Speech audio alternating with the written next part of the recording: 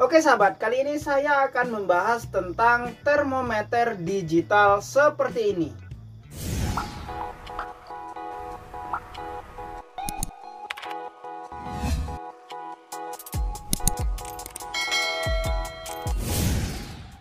Halo sahabat sekalian, ketemu lagi di channel PLTS Sederhana. Gimana kabar sahabat semua? Semoga tetap dalam keadaan baik dan sehat selalu. Nah sahabat, dalam sistem PLTS kadang-kadang kita nggak tahu berapa suhu yang ada pada komponen PLTS tersebut. Terlebih-lebih ketika kita menggunakan alat yang benar-benar mepet spesifikasinya. Ya, misalnya seperti SCC MPPT ataupun PWM yang digunakan benar-benar kapasitasnya itu mepet. Contohnya MPPT tersebut kapasitasnya 40 ampere, sementara kita benar-benar menggunakan kapasitasnya sampai dengan 39 ampere misalnya. Nah, terkadang kita kurang perhatian berapa suhu yang ada pada MPPT tersebut, sehingga hanya kita raba-raba saja. Oh, rasanya hangat-hangat saja, tapi kita nggak tahu hangatnya itu berapa derajat gitu. Dan tidak hanya SCC yang sering hangat, kadang juga kabel sekun bisa jadi juga hangat ketika dilewati arus yang besar.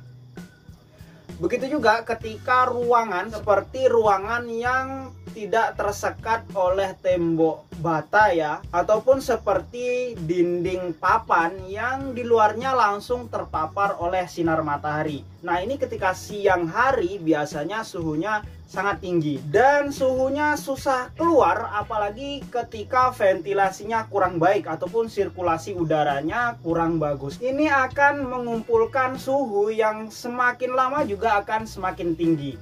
Walaupun cahaya matahari ataupun terik mataharinya sudah berkurang, karena suhunya tersebut ngumpul di dalam ya, jadi nggak bisa keluar-keluar ya, lama. Efek panasnya itu lama. Nah, makanya kita perlu menggunakan termometer digital seperti ini. Ya, meskipun jika diperhitungkan ini nggak penting-penting banget ya, kalau misalnya panas tinggal dikasih kipas gitu ya. Kalau misalnya ruangannya yang panas ya tinggal dibikin sirkulasi yang bagus ataupun dikasih exhaust kipas angin atau apa, itu kan bisa menurunkan. Cuman kan kita sebenarnya nggak tahu nih berapa suhu yang ada di dalam ruangan tersebut ataupun suhu yang ada di komponen PLTS tersebut.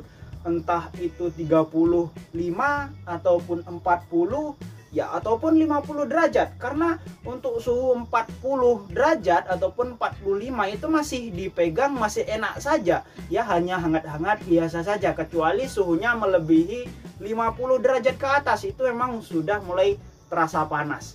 Dan untuk komponen PLTS menurut saya jika suhunya lewat dari 40 dalam jangka waktu panjang juga kurang bagus gitu ya, karena gimana ya, ya seperti kita akan merasa demam terus dan kemungkinan alat-alat yang ada di dalam juga akan merasa lelah. Dan kebetulan saya membeli termometer digital yang seperti ini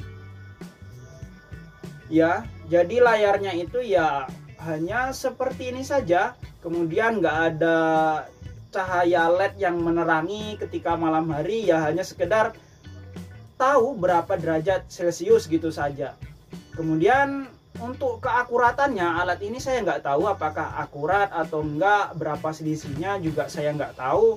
Tapi karena ini didesain untuk termometer, jadi ya pastinya kalaupun selisih ya 1 derajat ataupun kurang dari 1 derajat ya, begitulah ya. Dan untuk kabelnya ini ya kurang lebih 1 meter. Kemudian untuk sensornya itu seperti ini mampu hingga 100 derajat. Jadi misalnya ini dijepitkan ke heatsink ataupun ke kabel ataupun juga ke ruangan, ini sudah sangat cocok ya, kecuali memang dibakar ya jangan, ataupun misalnya direbus gitu ya jangan, karena itu melebihi kemampuannya, nanti kabelnya ini bisa jadi meleleh gitu.